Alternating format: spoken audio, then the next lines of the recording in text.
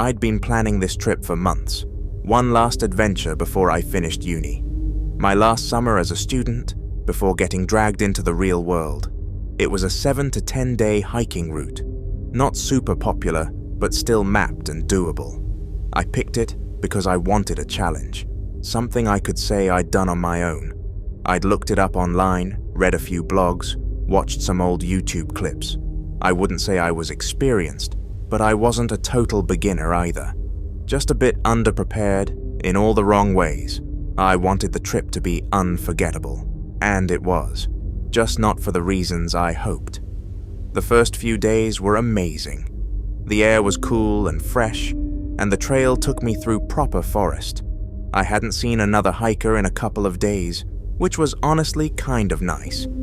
Every now and then, I'd pass an empty can, or a single old shoe half buried in the mud. Stuff like that. So yeah, people clearly did come through here, just not very often. I was making good time and feeling confident. Even started thinking I might actually be nailing this. On day 4, I found this unreal spot by a lake and decided to set up camp there for the night. The lake sat at the base of this huge mountain, totally open on one side like something out of a postcard. The water was clear, the view was insane, and there was a little breeze coming off the surface that felt perfect after a long hike. I made dinner, stretched out by the water for a bit, and just sat there, feeling really glad I'd gone through with the trip. That night, I was lying in my sleeping bag and going over the next day in my head, thinking about how much ground I'd need to cover to stay on schedule, whether I should aim for the ridge or stick to the tree line. Then I heard it. Splashing, like something was in the water. My first thought was bear. I froze, just lay there, tense, heart already picking up. After a few seconds, I slowly unzipped the side of the tent just enough to peek out. There was a woman in the lake, waist deep and naked, skin pale and stretched tight, like she hadn't eaten properly in years. Her back was hunched, her limbs bony and twitchy, and she was just playing, splashing the water with both hands, rocking side to side, just moving like something broken, trying to act normal. I stayed absolutely still and didn't make a sound, just watched, hoping she wouldn't turn around. After a few minutes, she just walked out of the water, just turned and wandered into the woods, dripping wet, disappearing between the trees like it was the most normal thing in the world. For the rest of that night, I just lay there with my eyes on the tent flap, fully focused on the sound outside. The idea of her still being out there, just roaming around in the dark, I couldn't stop thinking, what if she comes back? What if she comes right up to my tent? As soon as the sky started to lighten, I packed up and got moving. No breakfast, no coffee, just go. I kept following the trail, pushing hard, hoping the next camp spot would be far enough to feel normal again. But the further I went, the worse it got. I couldn't shake the feeling that something was off, like I was being watched. Every now and then I'd stop and look around. Trees, rocks, nothing there. But that feeling just sat on me, like whatever I saw back at the lake hadn't stayed there.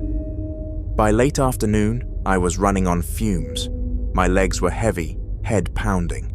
No sleep, barely any food, just hours of that constant pressure, like something was behind me. I knew I couldn't keep going much longer. When the light started to fade, I gave in and set up camp in a small clearing just off the trail. Nothing special, just flat ground and trees all around. No lake, no view. I made a quick dinner, ate half of it, then set up a makeshift alarm system around the tent.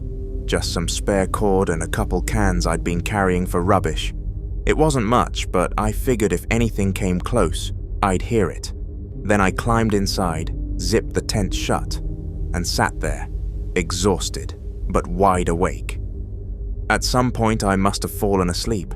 I woke up to this faint clinking sound, like metal tapping against itself. I froze and listened. Could have been the wind or the cord shifting. I wasn't sure, but something felt off. I sat up as quietly as I could and moved to the flap, barely touching it, just enough to see outside, and she was there, standing right in front of the tent, not moving, not making a sound. It was like she'd been standing there the whole time, just waiting for me to open it. Her skin looked even worse up close, dirty and stretched tight. She smiled when we made eye contact, and I swear it looked like she was trying to imitate a human smile, but didn't quite know how. There was something wrong with her eyes too. I don't even know how to describe it.